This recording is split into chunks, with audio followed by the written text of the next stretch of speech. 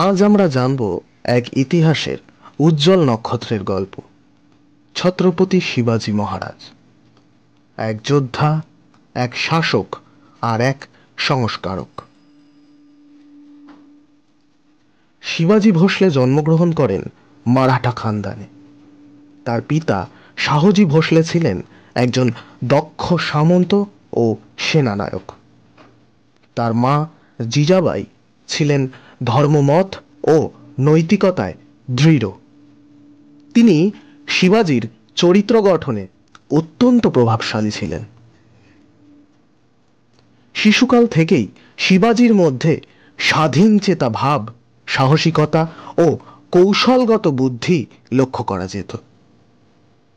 তার শিক্ষা ছিল প্রথাগত সামরিক ও নৈতিক শিক্ষার মিশ্রণ, যা পরবর্তীতে তাকে এক অনন্য একটি নেতৃত্ব দেয়। কিশোর বেলাতেই তিনি দুর্গ অধিকার গ্রহণ শুরু করেন। শিবাজীর কৌশল ছিল দ্রুত আক্রমণ, পাহাড়ি এলাকায় সুচারু প্রত্যাহার ও স্থানীয় জনগণের সমর্থন অর্জন।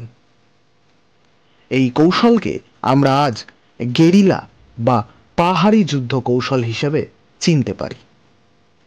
তিনি শুধু যুদ্ধ জিততেন না, জিতলে প্রশাসন গঠন করতেন, নিরাপত্তা নিশ্চিত করতেন, তাই জনগণও তার পাশে দাঁড়াত।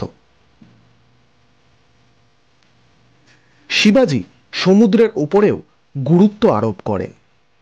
তিনি উপকূলীয় বন্দরের নিরাপত্তা ও নৌবাহিনী গঠনের উদ্যোগী হন। এতে তার সামরিক অভিযানের পরিধি বাড়ে। তার সৈন্যদের মধ্যে চটপটে কুচকাওয়াজ, মেবল ফৌজের তৎপরতা এবং দুর্দান্ত গোয়েন্দা যন্ত্র ছিল। শিবাজী কেবল যোদ্ধা ছিলেন না, তিনি ছিলেন একজন প্রশাসকও। তিনি অষ্টপ্রধান নামে কার্যকর মন্ত্রিসভা প্রতিষ্ঠা করেন। প্রতিটি বিভাগের জন্য নির্দিষ্ট দায়িত্ব নির্ধারিত ছিল। কর সংগ্রহ, আইন বিচার ও স্থানীয় প্রশাসনে তিনি নিয়ম ও সুশাসন প্রতিষ্ঠা করেন। তার নীতি ছিল নাগরিকদের নিরাপত্তা, ন্যায় বিচার ও সমৃদ্ধি নিশ্চিত করা। শিবাজী ধর্মনিরপেক্ষ নীতিতে বিশ্বাসী ছিলেন। তিনি বিভিন্ন ধর্মের মানুষকে প্রশাসনে রাখতেন এবং ধর্মীয় স্বাধীনতা রক্ষা করতেন। তার শাসনে কৃষক, বণিক ও সাধারণ মানুষের কল্যাণকে গুরুত্ব দেওয়া হতো। 1674 সালে রায়গড়ে শিবাজীকে অভিষিক্ত করা হয়। শিল্পকার্য ও আনুষ্ঠানিকতায় তিনি ছত্রপতি শব্দমালা লাভ করেন। এই অভিষেক তার রাজনৈতিক অধিকার ও স্বরাজ্যের প্রতিষ্ঠার প্রতীক হিসেবে ঐতিহাসিক গুরুত্ব লাভ করে। শিবাজী ছিলেন কৌশলী, নৈতিক ও দয়ালু।